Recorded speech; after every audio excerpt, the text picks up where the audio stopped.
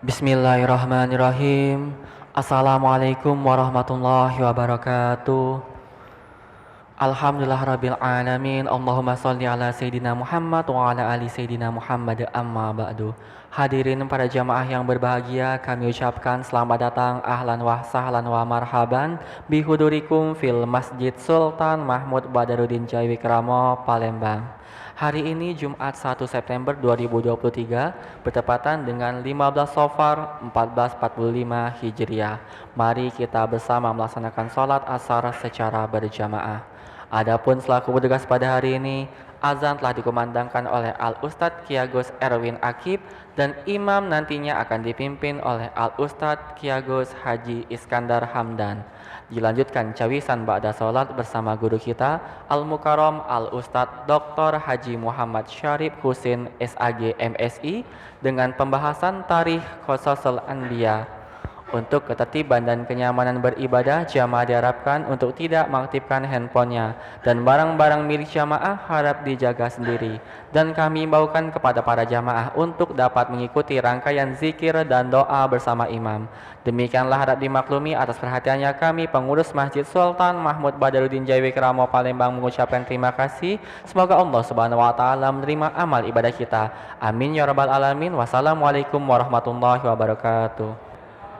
الله أكبر الله أكبر أشهد أن لا إله إلا الله أشهد أن محمد رسول الله هيا على الصلاة هيا على الفلاح قد قامت الصلاة قد قامت الصلاة الله أكبر الله أكبر لا إله إلا الله لا إله إلا الله سيدنا محمد رسول الله صلى الله عليه وسلم اللهم الله رحمة السماوات والأرض جعلنا من صالحين آلها سووا صفوفكم بين تسوية الصف وتمام الصلاة أعوذ بالله من الشيطان الرجيم أعوذ بالناس مالك الناس إله الناس من شر وسوء الناس الذي يوسوس في صدور الناس سلام الله صلى الله عليه وسلم على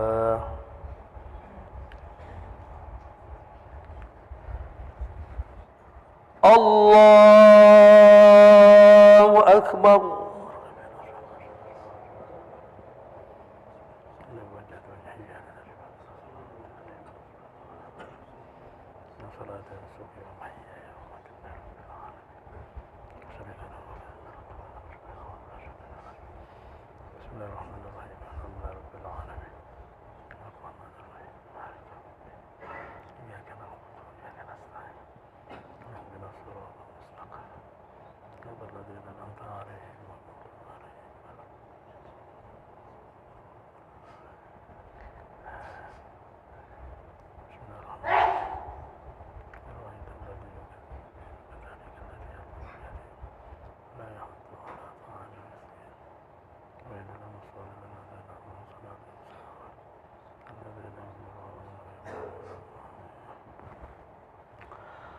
الله أكبر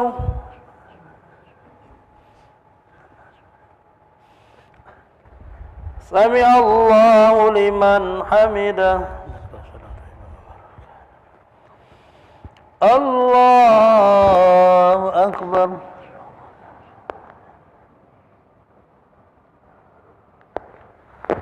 الله أكبر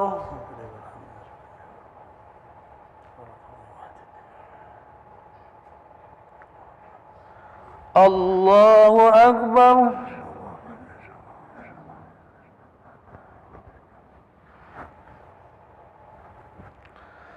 الله أكبر بسم الله الرحمن الرحيم الحمد لله رب العالمين الرحمن الرحيم مالك يوم الدين إياك نعبد وإياك نستعين اهدنا الصراط المستقيم صراط الذين أنعمت عليهم غير المغضوب عليهم ولا الضالين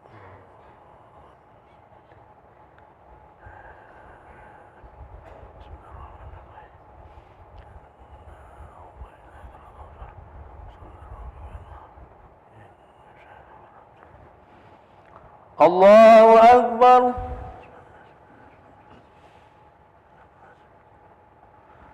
سمع الله لمن حمده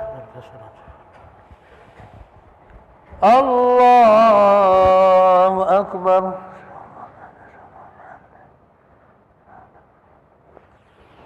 الله أكبر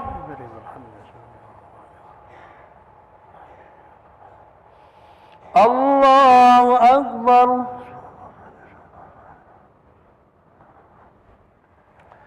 الله أكبر السلام عليك يا نبي رحمة الله وبركاته السلام علينا وعلى عباد الله الصالحين الله أكبر بسم الله الرحمن الرحيم الحمد لله رب العالمين الرحمن الرحيم مالك يوم الدين إياك نعبد وإياك نستعين اهدنا الصراط المستقيم صراط الذين أنعمت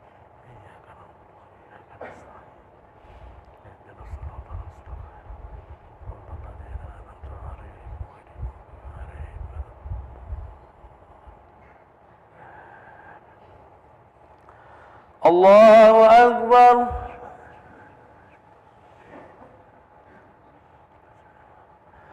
سمع الله لمن حمده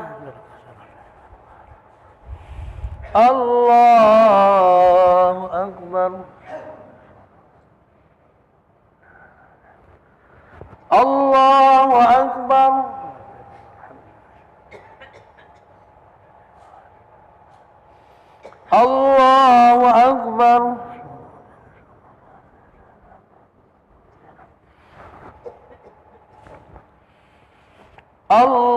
الله أكبر الله أكبر أعوذ بالله من الشيطان الرجيم بسم الله الرحمن الرحيم الحمد لله رب العالمين الرحمن الرحيم مالك يوم الدين إياك نعبد وإياك نستعين اهدنا الصراط المستقيم صراط الذين أنعمت عليهم غير المغضوب عليهم ولا الله أكبر سمع الله لمن حمده الله أكبر الله أكبر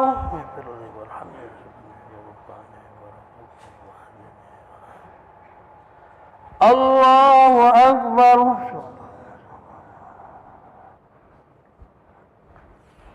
الله أكبر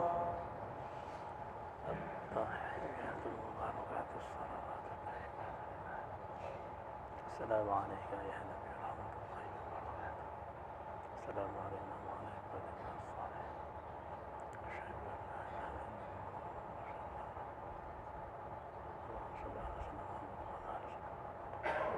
اللهم صل على سيدنا محمد وعلى آله وصحبه السلام عليكم ورحمة الله السلام عليكم ورحمة الله استغفر الله العظيم الذي لا إله إلا هو الحي القيوم وأتوب إليه استغفر الله العظيم الذي لا إله إلا هو الحي القيوم وأتوب إليه استغفر الله العظيم الذي لا إله إلا هو الحي القيوم ونتوب إليه لا إله إلا الله وحده لا شريك له له الملك والحمد ويميت وهو على كل شيء قدير لا إله إلا الله وحده لا شريك له له الملك والحمد ويميت وهو على كل شيء قدير لا إله إلا الله وحده لا شريك له له الملك والحمد ويميت وهو على كل شيء قدير لا إله إلا الله وحده لا شريك له له الملك والحمد ويميت وهو على كل شيء قدير لا إله إلا الله وحده لا شريك له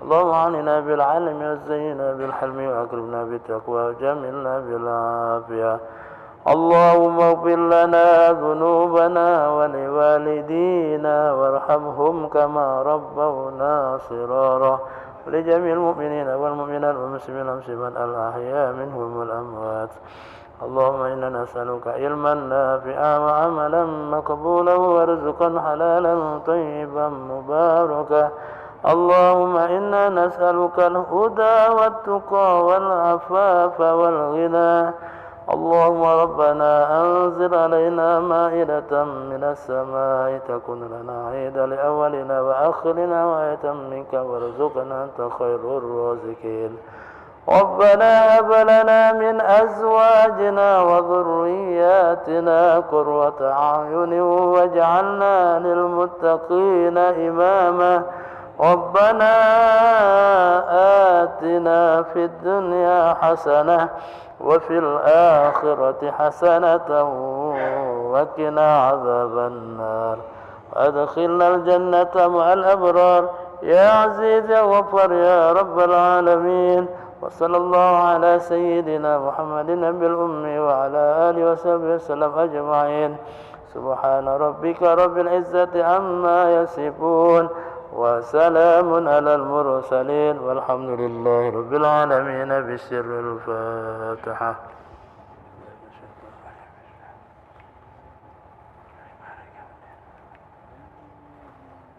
الذين أنعمت عليهم غير المغضوب عليهم ولا الضالين آمين يا الله يا رحمن يا رحيم يا مجيب السائلين ولا حول ولا قوة إلا بالله العلي العظيم اللهم بحق الفاتحة وبدر الفاتحة افتح لنا باب الخير واجعلنا من أهل الخير يا من وفق للخير خيرا وأنه عليه وفقنا للخير وأعنا عليه دعواهم فيها سبحانك اللهم وتحيتهم فيها سلام وآخر دعواهم أن الحمد لله رب العالمين محمد صلى الله عليه وسلم صلى الله على محمد صلى الله عليه وسلم صلى الله على محمد صلى الله عليه وسلم صلى الله على عليه وسلم صلى الله على محمد صلى الله عليه وسلم صلى الله على محمد يا ربي صل وسلم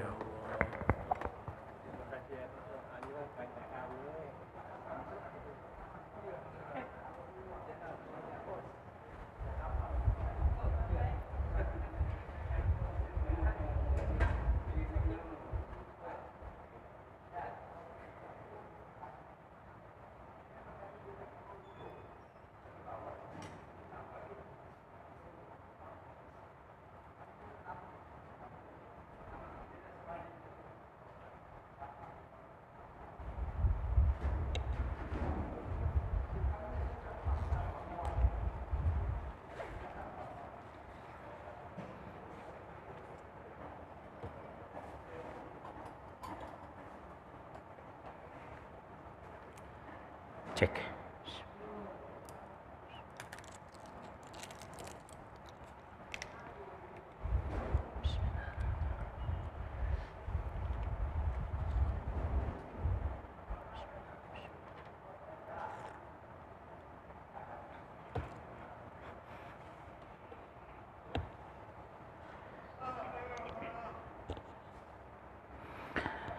Bismillahirrahmanirrahim. Assalamualaikum warahmatullahi wabarakatuh.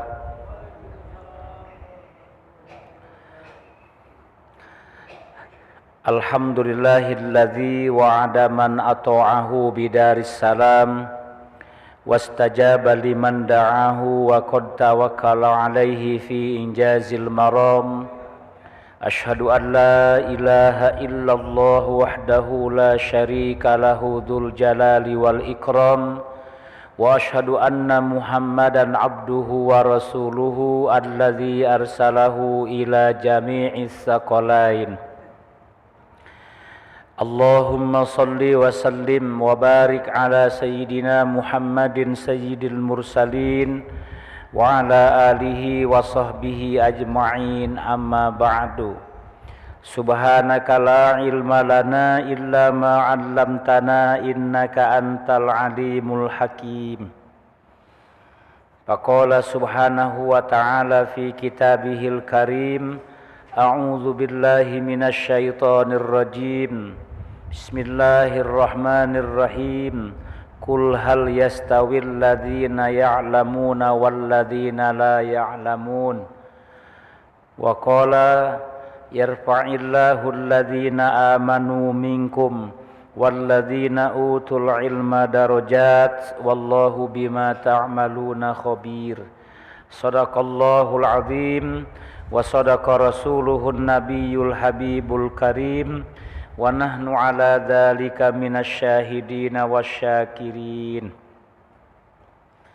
على هذه النية وعلى كل نية صالحة الفاتحة أعوذ بالله من الشيطان الرجيم بسم الله الرحمن الرحيم الحمد لله رب العالمين الرحمن الرحيم مالك يوم الدين إياك نعبد وإياك نستعين اهدنا الصراط المستقيم صراط الذين أنعمت عليهم غير المغضوب عليهم ولا الضالين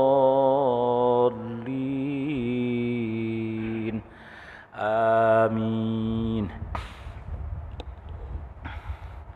Yang saya hormati hadirin dan hadirat sekalian, jamaah salat Asyar, jamaah majelis taklim khusus kajian tarikh Masjid Agung Sultan Mahmud Badaruddin Jaya Wikramo yang saya hormati dan mudah-mudahan dimuliakan Allah.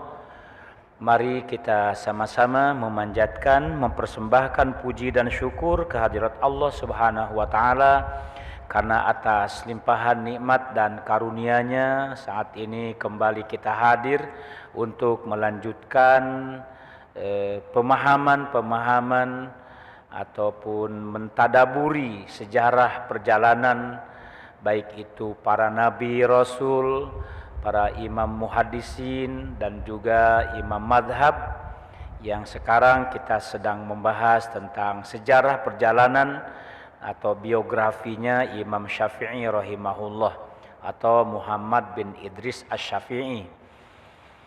Mudah-mudahan ini dapat menambah pengetahuan, menambah wawasan, memperluas cakrawala dalam berfikir sehingga kita dapat mentadaburi dan mengambil hikmah-hikmah dari perjalanan-perjalanan para ulama yang telah berjasa menyusun kitab-kitab, baik kitab fikih, tafsir, tarikh dan seterusnya. Salawat dan salam semoga tercurah kepada Nabi kita, Nabi Agung, suri tauladan kita dalam meniti kehidupan di dunia yang fana ini, yaitu Nabi Muhammad sallallahu alaihi wasallam, dan semoga salawat dan salam ini tercurah pula kepada keluarganya, kepada sahabat-sahabatnya, dan kepada para pengikut-pengikutnya yang senantiasa istiqomah dan mutaba'ah kepadanya hingga yaumil akhir. Amin, Allahumma amin. Hadirin dan hadirat sekalian yang kami hormati dan dimuliakan Allah, kita telah mempelajari, memahami, sekaligus mentadaburi kelebihan-kelebihan Imam Syafi'i dalam mencari dan menetapkan hukum-hukum Islam, utamanya tentang fikih. Dan ternyata setelah kita pelajari, beliau itu ahli fikih, tafsir, bahkan juga termasuk ahli filsafat. Banyak sekali murid-murid beliau atau juga ulama-ulama yang semasa dengan beliau yang memuji tentang kecerdasan Imam Syafi'i dalam mengistinbat hukum, ya, terutama untuk tentang hukum fikih khususnya, dan juga ilmu-ilmu pengetahuan lainnya. Beliau banyak menulis tentang kaidah-kaidah usul fikih, yang hasil dari kaidah usul fikih adalah fikih itu sendiri, ya. Bahkan seorang ulama yang bernama Ar-Razi pernah berkata, ingatlah, kata beliau, bahwa taraf atau kedudukan Imam Syafi'i terhadap ilmu usul fikih itu seperti kedudukan Aristoteles, ya, terhadap ilmu mantik atau filsafat, dan juga Al-Khalil bin Ahmad dengan ilmu syair. Jadi kepiawaiannya dalam ilmu usul fikih itu malah disejajarkan. Kata Imam Ar-Razi itu sejajar dengan Aristoteles. Ya, yang kita kenal beliau adalah, ya, ahli filsafat. Plato, Aristoteles, ya, itu jauh sebelum Islam itu lahir. Nah, sekarang pasca Islam, Rasulullah sudah meninggal 2-3 abad yang lalu, lahir seorang ulama namanya Imam Syafi'i. Nah, Ar-Razi mengumpamakan itu sekelas dengan Aristoteles. Karena usul fikih itu kaidah-kaidah usul, kaidah-kaidah asal, termasuk di dalamnya adalah filsafat, ya, filsafat hukum. Makna-makna hukum itu yang tersembunyi bisa digali dan dicurahkan lewat pendapat-pendapatnya dan pikiran-pikirannya. Nah, seperti itu. Bahkan Fahruddin Ar-Razi juga berkata lagi, orang-orang sebelum Imam Syafi'i itu membicarakan tentang usul fikih. Mereka mengemukakan dalil-dalilnya, tetapi mereka belum mampu, ya, belum mampu menampilkan satu kaidah pun, ya, atau satu peraturan umum tentang rujukan mengetahui dalil-dalil syara. Harus ada rujukan sehingga diketahuinya dalil-dalil syara tentang fikih. Nah, sementara Imam Syafi'i langsung dia memahaminya. Bahkan beliau bisa menyimpulkan kaidah-kaidah usul fikih itu dalam sebuah kitab khusus, ya. Bahkan kalau kita rajin membuka biografi beliau, bagaimana kepiawaian beliau, keahlian, kemahiran beliau di dalam menyusun syair-syair bermakna, ya, seperti Nahjul Balaghahnya Imam Ali radhiyallahu an, ya, kata-katanya bersyair mengandung hikmah dan makna, ya, sangat enak kalau didengar karena hikmah-hikmahnya tinggi dan mendalam. Tuh sekalian, Imam Syafi'i sangat berhati-hati dalam usaha untuk memilih dan menyempurnakan mazhabnya, ya. Dia tidak memaksa kepada jamaahnya, kepada sahabatnya waktu itu, ini mazhabku yang paling sempurna, enggak, ya. Biarlah pengikutnya yang menilai. Dia tidak pernah memproklamasikan bahwa madhabnya adalah madhab yang paling lengkap dibandingkan dengan madhab Hanafi, Hambali, Maliki. Akulah madhab yang paling hebat, lengkap, nah, gitu ya, teruji oleh publik, oleh ulama-ulama lainnya. Tidak pernah beliau seperti itu, ya. Intinya beliau sempurnakan lagi, sempurnakan lagi, sempurnakan lagi sampai sangat sempurna, ya, sampai-sampai ada orang memberikan kesimpulan bahwa pendapat Imam Syafi'i terhadap fikih itu ada kaul qadim, ada kaul jadid, ya. Kalau bahasa sekarang itu merevisi, ya, merevisi tulisan, menambahi atau mengurangi, direvisi ulang, dilengkapi. Nah, ada kaul qadim dan kaul jadid, ya. Tapi intinya demi kesempurnaan madhabnya, ya. Beliau seorang petinggi ilmu pengetahuan, ya. Beliau orang yang sangat bijak. Beliau mampu menghimpun berbagai ilmu-ilmu, bahkan mengembangkan dan mendalamnya lagi. Lahir ilmu fikih, lahir fikih, tafsir, filsafat, dan juga membuat syair-syair yang indah, yang bermakna, untuk diinspirasi dalam inti kehidupan. Itu Imam Syafi'i. Kemudian Imam Syafi'i juga merupakan ulama yang mampu menjelaskan hukum-hukum, ya, maqasidus syariah dari Al-Qur'an, kemudian hadis, ya. Beliau orangnya bijaksana, ya, sangat paham terhadap nasah dan mansuh dan alasan-alasannya di nasah dan di mansuh. Ya, mungkin bagi kita yang awam, apalah itu nasah, apalah itu mansuh. Kenapa ayat ini tidak dimansuh, ini dimansuh? Pengertiannya, ayatnya tetap begitu, tetapi penafsirannya, ya, ayat ini ayat nasah mansuh. Ada ayat yang ditambahkan pemahaman hukum-hukumnya, ada yang dihilangkan, tidak berlaku lagi. Nah, beliau sangat paham alasan sabab musabab itu dasar dan mansuh. Ya, misalnya contoh di dalam hukum Islam kita kenal dengan, ya, ziarah kubur.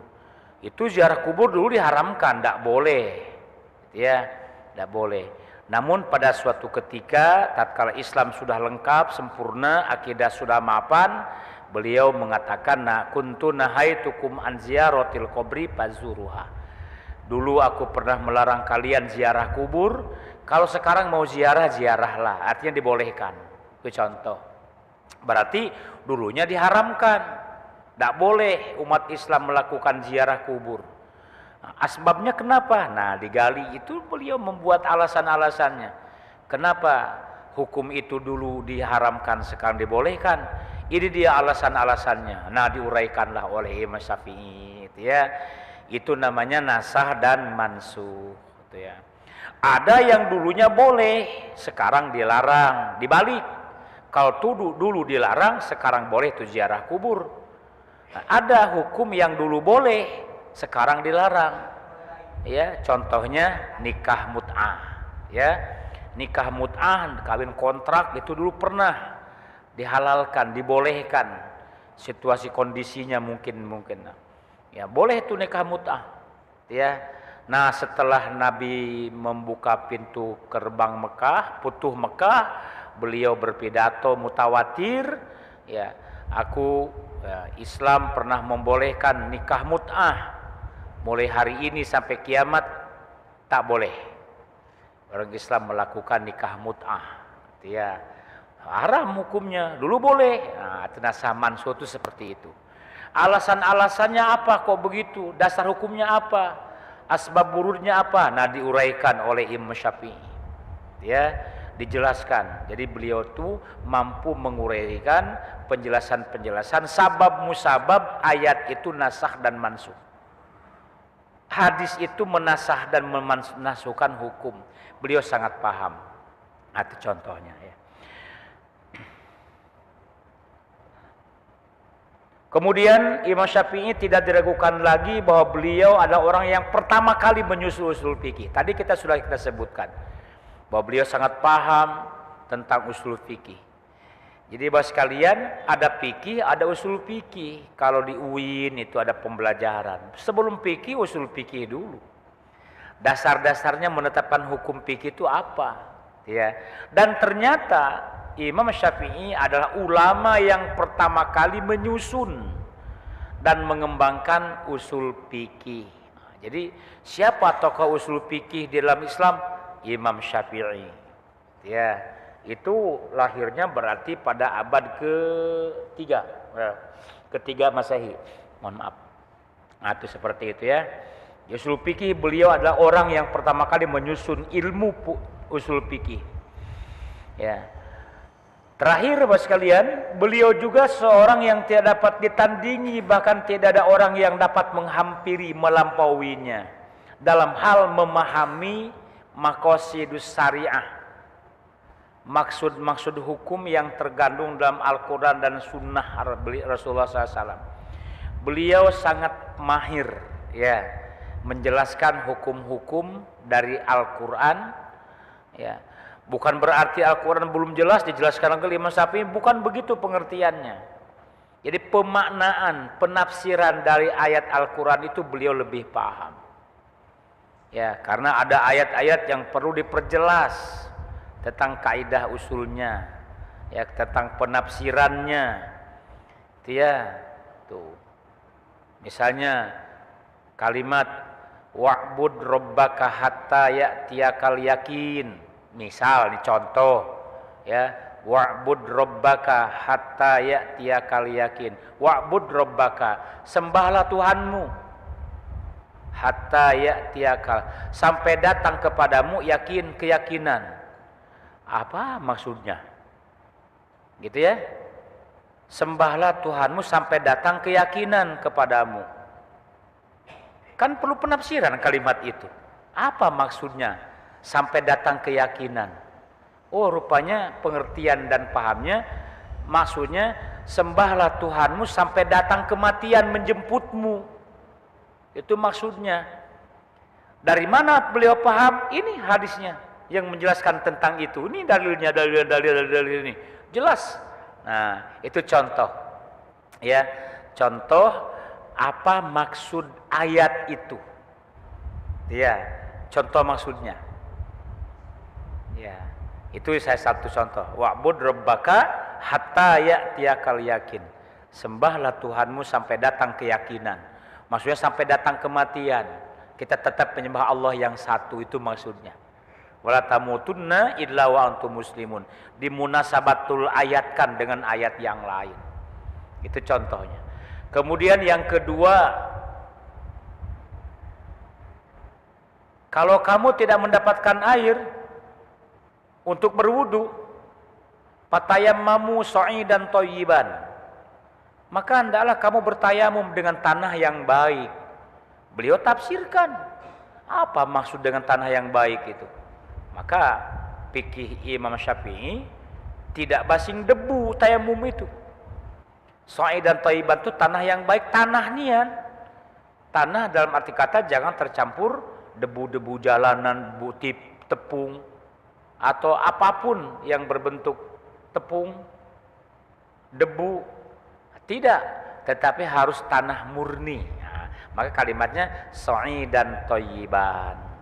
Nah, cara memahami, menafsirkan itu tuh ada alasan-alasan hukumnya, ada kaidah-kaidah usulnya sebelum itu ditetapkan. Nah, beliau ahlinya. Itu pahamnya kira-kira gitu ya. Nah, itu bapak-bapak sekalian yang kami hormati dan dimuliakan oleh Allah, tentang kepiawaian, ketelitian, kejernihan hati seorang ulama yang bernama Imam Syafi'i. Maka boleh jadi, sekali lagi, boleh jadi pendapatnya banyak diikuti oleh umat Islam. Ya. Nah, termasuk di Indonesia. Ya, dari sekian madhab ternyata Imam Syafi'i memegang 85% Islam di Indonesia ini bermadhab Imam Syafi'i. Nah, gitu ya.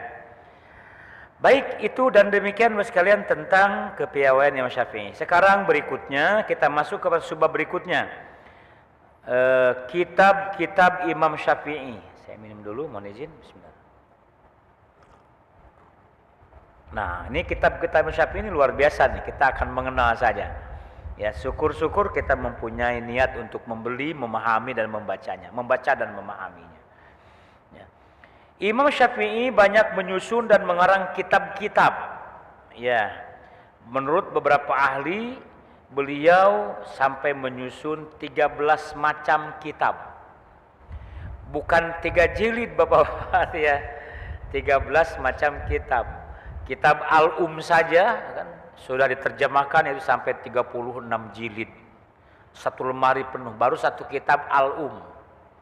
Ya, jadi lemari yang biasanya ukuran 1 meter, 1,5 meter itu penuh. Hanya kitab Al-Um saja. Belum lagi kitab usul fikih, belum lagi kitab fikih, belum lagi kitab filsafatnya, belum lagi syair-syairnya dan sebagainya. Ya. Tuh. Tapi menurut beberapa kitab ada kurang lebih 13 judul kitab. Ya. Dan terdiri dari beberapa ilmu pengetahuan. Kita sebutkan saja seperti fikih, usul fikih, tarikh, sastra, ya. Nah, itu termasuk juga tafsir. Tuh. Jadi termasuk al-adab ya, sastra. Ya. Itu yang Syafi'i pernah menyusunnya. Ya. Kemudian juga ada kita dengar Risalah Asy-Syafi'iyah.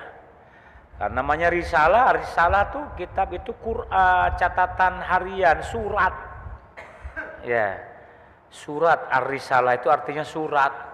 Syafi'iyah artinya surat-surat Imam Syafi'i kepada para penguasa. Isinya nasihat-nasihat. Nah, kira-kira begitu. Yang namanya surat kok isinya nasihat, gitu ya. Bahkan tatkala diterjemahkan kitab ini menjadi 4 jilid. Nah, nasihat saya 4 jilid berarti kitab khusus nasihat-nasihat Imam Syafi'i kepada para penguasa waktu itu. Jadi bapak-bapak sekalian yang di antara kitab-kitab itu, ya, mari kita lihat, ya.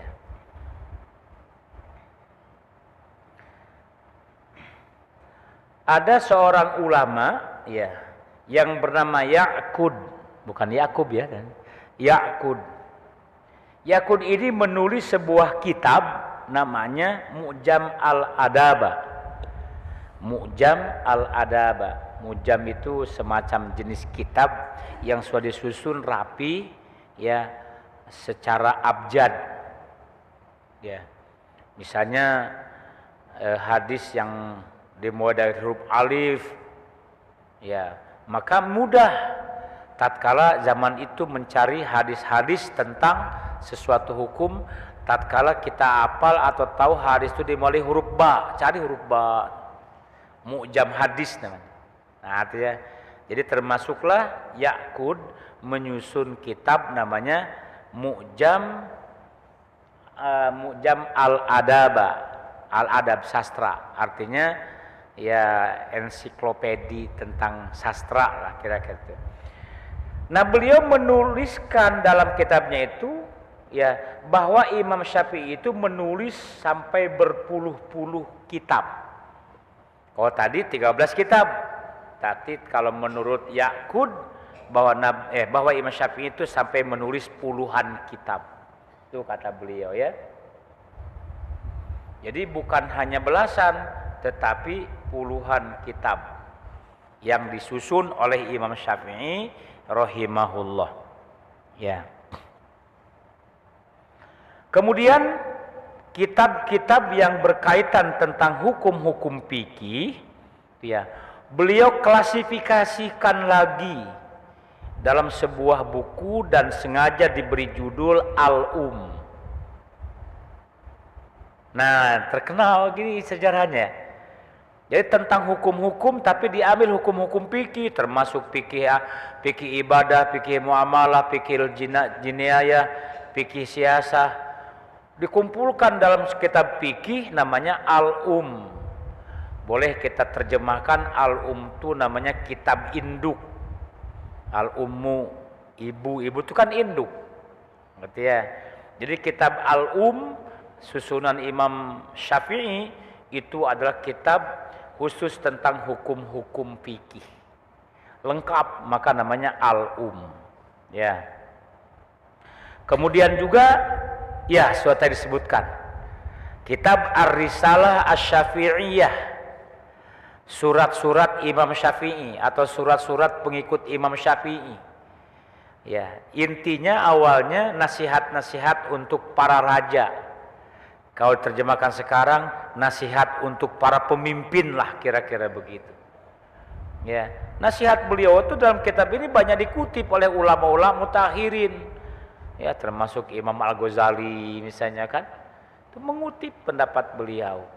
Ya, tentang nasihat beliau kepada para pemimpin, para penguasa, agar tidak lalai, jangan kebablasan, maka ada penasehat. Ya, dan nasihat itu ada yang lisan ataupun tulisan. Tulisan berbentuk kitab, namanya Ar-Risalah Asy-Syafi'iyah. Ya, tuh. Oh, ternyata bapak-bapak sekalian, tidak sekonyong-konyong kitab Ar-Risalah ini nasihat beliau kepada para raja. Enggak. Tetapi justru rupanya responsif. respon terhadap permintaan sang penguasa. Jadi penguasa ini ya sangat memperhatikan nasihat rohani lah, sangat memperhatikan nasihat agama, gitu ya, sangat memperhatikan nasihat agama. Jadi siapa yang minta? Yang memintanya adalah penguasa saat itu, namanya ya Abdurrahman bin Al-Mahdi. Ya. Dan beliau di samping juga penguasa, juga beliau ini menjadi imam ulama pada masa itu, tapi lain wilayah. Katakanlah wilayah bagian tertentu, wilayah dekat penguasa. Ya, itu ya. Bahkan beliau juga menjadi imam dalam sholat dan juga paham kepada ilmu hadis pada masa itu. Ya, kalau pada masa itu kan belum ada dikotomi, belum ada pemisahan makna antara umaro dan ulama gitu. Pada saat itu ulama ya umaro, umaro ya ulama. Tak mungkin jadi umaro kalau tidak ulama gitu ya. Jadi artinya rata-rata zaman dulu ulama umaro nyatu.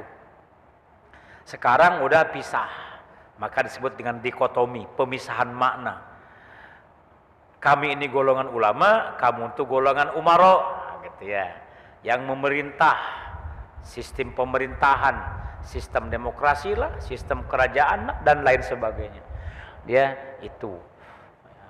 Sementara kalau di dalam sistem Islam, ya mungkin sistem Islam khilafah kalau sistem Islam, kan gitu ya. Sementara sistem demokrasi, khilafah sudah berakhir pada masa Ali bin Abi Thalib atau Muawiyah bin Abi Sufyan. Itu khilafah. Ya, dengan terbunuhnya Husain dan naiknya Yazid bin Muawiyah, maka sistem khilafah berganti dengan sistem monarki, kerajaan.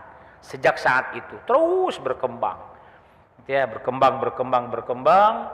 Ya, sampailah pada masa-masa Abdurrahman Al-Mahdi. Dia penguasa dan dia meminta kepada Imam Syafi'i agar ada sejenis nasihat-nasihat agama yang dikumpulkan dalam bentuk surat. Nah, dihimpunlah oleh Imam Syafi'i menjadi kitab namanya Ar-Risalah Asy-Syafi'iyah. Itu sejarahnya. Ya. Abdurrahman Al-Mahdi itu sendiri bapak-bapak memandang, menyikapi terhadap Ar-Risalah ini adalah kitab yang sangat tinggi nilai, makna dan kedudukannya.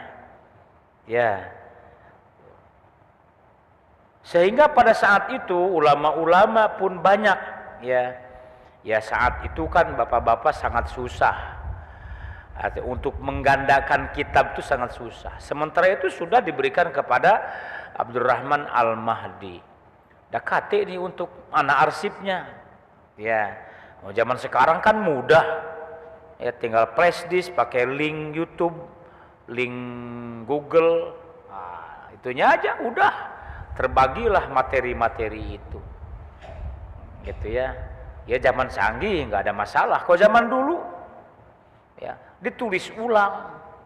Makanya mungkin pernah saya sampaikan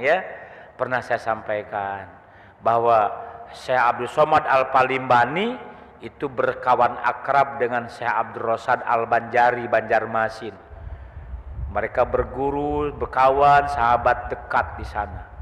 Ya, antara Banjarmasin dan Palembang itu ada hubungan emosional karena ulamanya sama-sama belajar di Mekah barengan.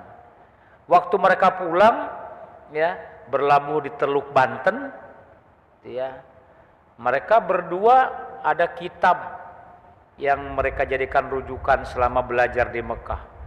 Nah, sampai di Teluk Banten, ya, Syekh Abdul Rasad Al-Banjari menunggu hari keberangkatan kapal menuju ke Banjarmasin, itu dermaganya mirip-mirip di kota Palembang dermaganya, ya.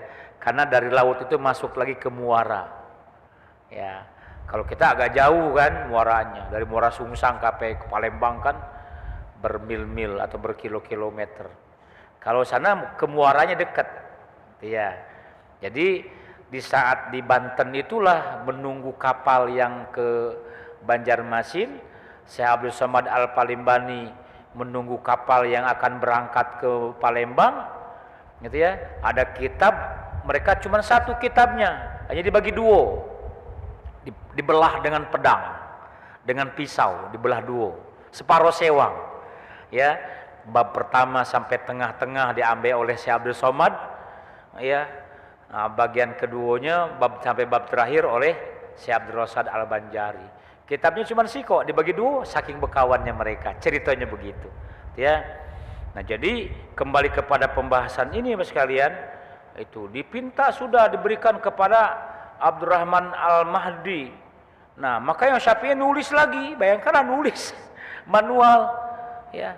Penanya juga bukan pena seperti balpoin itu ada terus, ini enggak, celupkan, tulis, celup, tulis terus.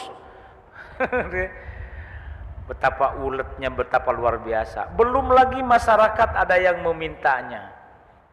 Maka wajar kalau ada dari tokoh agama, misalnya Tunisia, Aljazair kemarin ya, datang ke Madinah ingin mendapatkan ilmu, tapi tidak mungkin hanya ilmu lisan saja selama ngaji di sana. Ada juga yang nak dibawa. Sementara percetakan ya belum ada yang di situ. Ya, itu Al-Qur'an pertama kali dicetakkan di Jerman.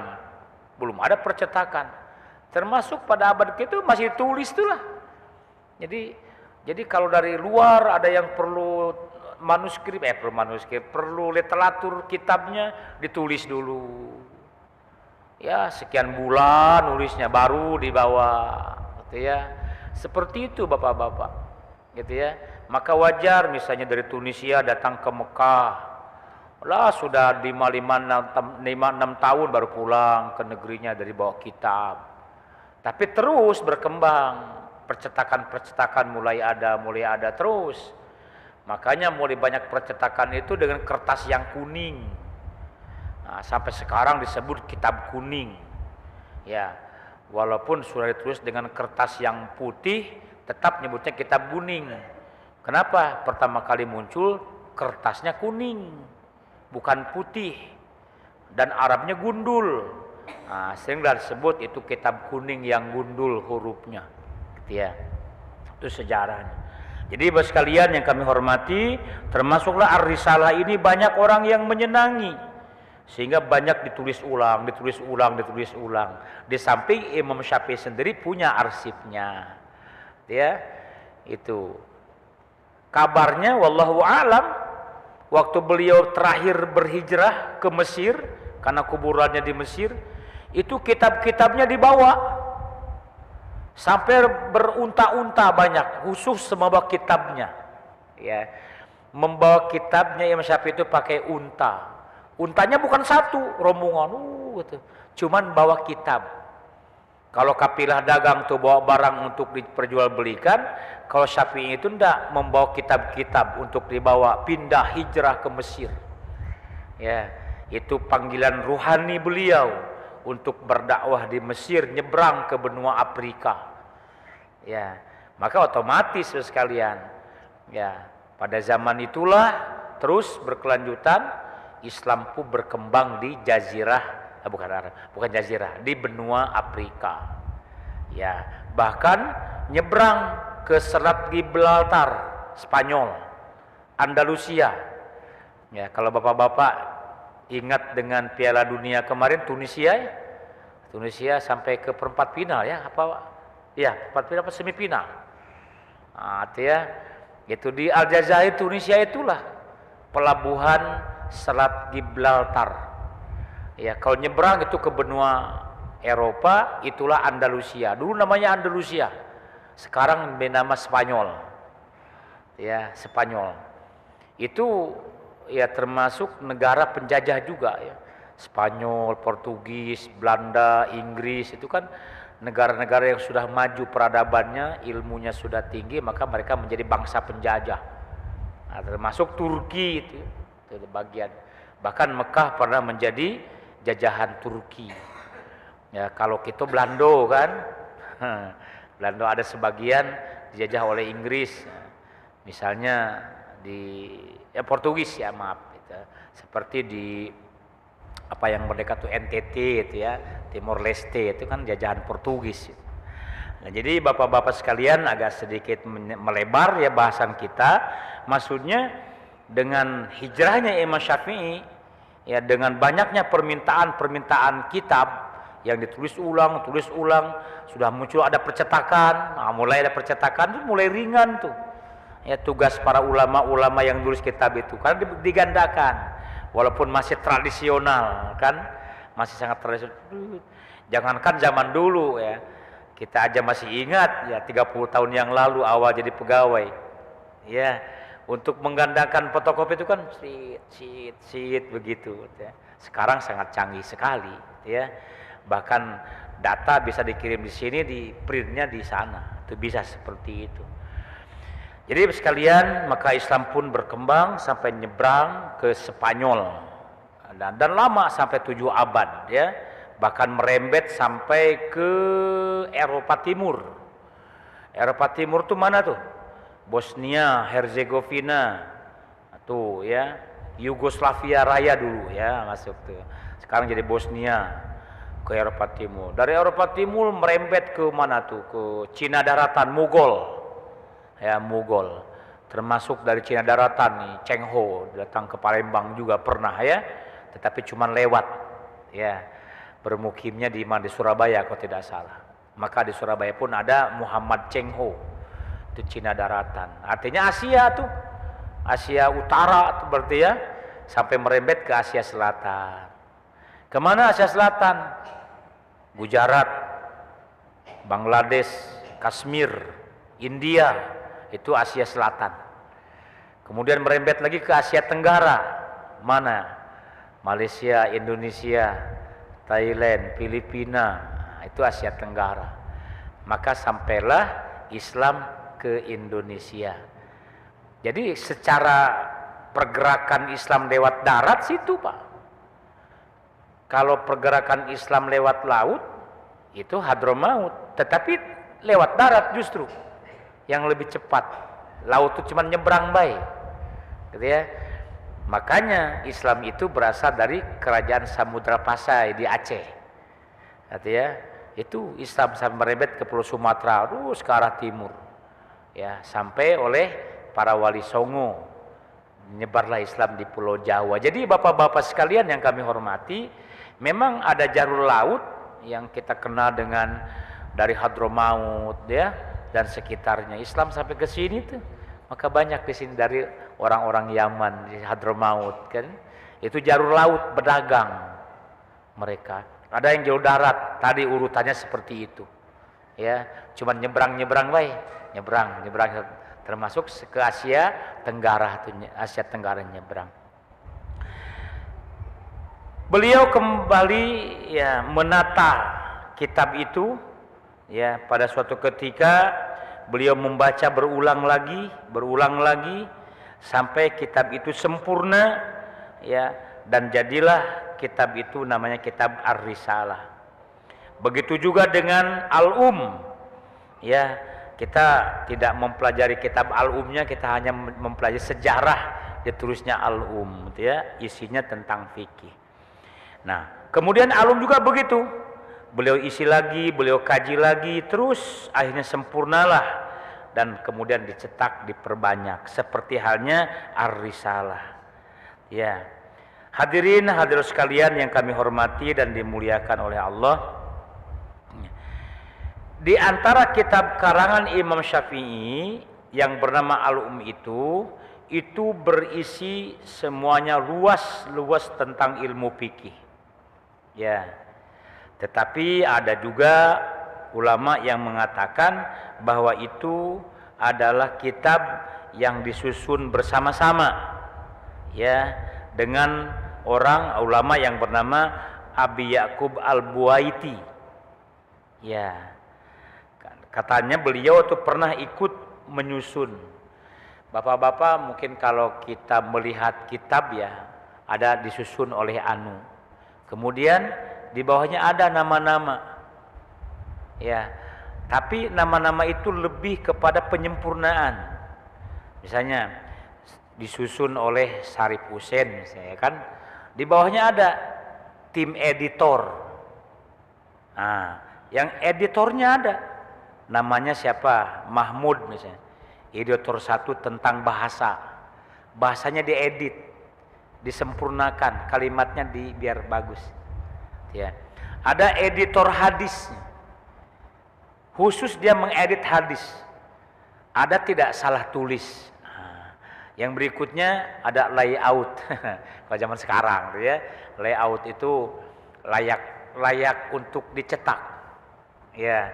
Kemudian juga ada tata letaknya, berbab bersekian, sehingga jadi rapi, indah. Jadi satu kitab itu adalah satu tim. Sebenarnya itu penyempurna. Nah, mungkin saja ini juga bukan berpendapat bahwa kitab Al-Um itu disusun oleh 2 orang, Imam Syafi'i dengan Abi Ya'qub Al-Buwaiti.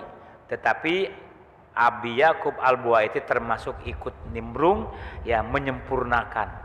Ada hal-hal yang boleh sempurna diusulkan kepada Imam Syafi'i kemudian merevisi. Jadilah sempurna, gitu ya. Itu tentang kitab Al-Um. Ya.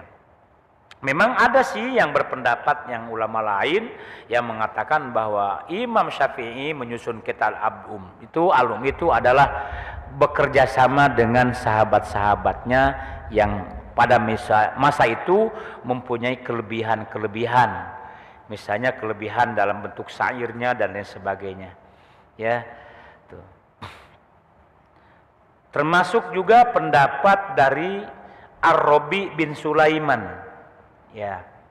Kata beliau bahwa kitab Al-Um itu yang ada sampai sekarang itu katanya adalah himpunan-himpunan bersama dari kitab-kitab sebelumnya yang berkaitan dengan fikih. Nah, termasuklah berhimpun bersama dengan Al-Buwaiti tadi. Nah, berarti dibenarkan oleh namanya Sulaiman, Rabi bin Sulaiman, ya, untuk menambah kesempurnaan kitab tersebut. Wallahu a'lam. Tapi yang sekarang yang sudah beredar di masyarakat, yang sudah banyak terjemahannya juga, nah, itu merupakan kitab Al-Um, memang intinya disusun oleh Imam Asy-Syafi'i. Boleh jadi yang lain ikut nambahi dan ikut nempel namo. Apalagi zaman sekarang, ya, agak sedikit lucu lah. Ya, buku karangan orang lain, sahabatnya akrab, ya, ingin mengajukan angka kredit karena buku itu angka kreditnya tinggi. Dilepas jilidnya, zaman dulu, Pak, ya, zaman dulu, ya, dilepas jilidnya, digenti nama dia, usulkan jadi angka kredit, diusulkan jadi naik pangkat. Itu ya, padahal buku orang lain. Tapi kalau sekarang tak bisa lagi. Ya, kalaupun ada mungkin nekat dia. Ya. Kenapa? Karena tulisan orang lain sudah ada di internet. Maka dia menjiplak, namanya plagiat. Plagiat itu bisa menjadi gugur gelarnya karena mencaplok karya orang lain. Bukan mengutip, menjiplak. Bahkan ada prosentasenya. Ya, ngutip juga tidak boleh 20%. Jadi kalau benar-benar menjiplak karya orang lain bisa tidak jadi itu gelarnya. Dan itu banyak terjadi, ya, kalau zaman dulu. Ya, bukunya ditarik, disobek judulnya, cetak lagi dengan nama dia. Ya.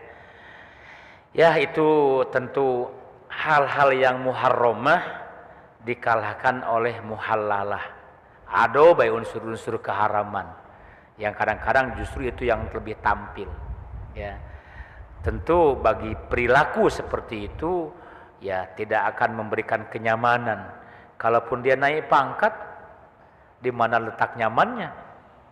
Dia ngusulkan kredit buku orang lain kok, dia bukan karya sendiri. Nah, itu kan pasti tidak nyaman, ya.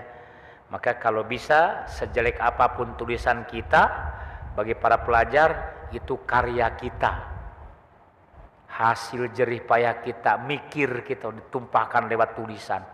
Ketimbang bagus tetapi punya orang lain disadur, diplagiat. Nah, itu tidak boleh, ya, mencederai ilmu pengetahuan.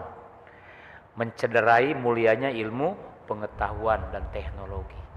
Hadirin dan hadirat sekalian yang saya hormati, itu salah satu ulasan tentang kitab Imam Syafi'i berjudul dan Ar-Risalah. Kitab induk, Ar-Risalah adalah isi nasihat-nasihat untuk para pemimpin, penguasa. Saya kira demikian dulu Bapak Ibu sekalian. Insya Allah pada kesempatan yang lain kita tambah, ya, kita lanjutkan, ya, karena masih ada beberapa subbab lagi, ya, tentang Imam Syafi'i. Misalnya di sini ada subbab khusus tentang kata-kata hikmah, nasihat Imam Syafi'i, banyak sekali. Bahkan ada bukunya, ya, sudah dibukukan. Bahkan sudah dibuka di internet juga sudah banyak, ya. Kata-kata bijak Imam Syafi'i dalam kehidupan, ya, maka kita baca, betul indah-indah, ya, bersair. Demikian, terima kasih. Mari kita akhiri dengan sama-sama berdoa. A'udzu billahi minasyaitonir rajim. Bismillahirrahmanirrahim. Alhamdulillahi rabbil alamin, hamdan syakirin, hamdan na'imin, hamdan yuwafi ni'amahu wa yukafi'u mazidah. Ya Rabbana lakal hamdu kama yanbaghi li jalali wajhikal karim wa 'azimi sultanik.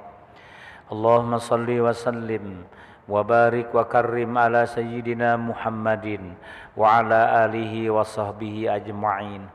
Allahumma ij'al jam'ana hadza jam'an marhuma wa tafarruqana min ba'dihi tafarruqan mubarakan ma'suma. Allahumma akrimna binuril fahmi waftah alaina bima'rifatil ilmi wa hassin akhlaqana bil ilmi wa sahhil lana abwaba fadlika min hazaini rahmatika ya arhamar rahimin. Allahumma aftah alaina futuhal arifin bihikmatika wansur alaina rahmataka wa dzakirna ma nasina ya dzal jalali wal ikram. Rabbana atina fid dunya hasanah wa fil akhirati hasanatan wa qina adzabannar. Wa sallallahu ala sayyidina Muhammadin wa ala alihi wa sahbihi ajma'in. Walhamdulillahi rabbil alamin. Taqabbalallahu minkum minna wa minkum taqabbal ya karim. Mari kita tutup. Subhanakallahumma wa bihamdika asyhadu an la ilaha illa anta astaghfiruka wa natubu ilaik. Assalamualaikum warahmatullahi wabarakatuh.